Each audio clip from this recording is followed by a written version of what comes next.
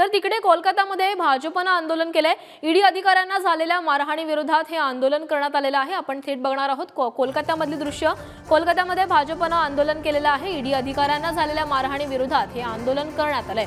काही दिवसांपूर्वीच कोलकातामध्ये एका कारवाईसाठी आलेल्या ईडी अधिकाऱ्यांच्या ताफ्यावर काही जमावानं हल्ला केला होता आणि यामध्ये ईडी अधिकाऱ्यांना मारहाण करण्यात आलेली होती आणि याच्या निषेधार्थ कोलकातामध्ये आता भाजपनं हे आंदोलन केलं आहे। तरी दृश्य आहेत कोलकातामध्ये आता भाजप आक्रमक होताना दिसतेय। ईडी अधिकाऱ्यांना झालेल्या मारहाणी विरोधात हे आंदोलन करण्यात आलेलं आहे। काही दिवसांपूर्वी कोलकातामध्ये कारवाईसाठी आलेल्या ईडी अधिकाऱ्यांच्या ताफ्यावर काही जमावानं हल्ला चढवला होता आणि त्या विरोधात आता भाजपनं हे आंदोलन केलं आहे।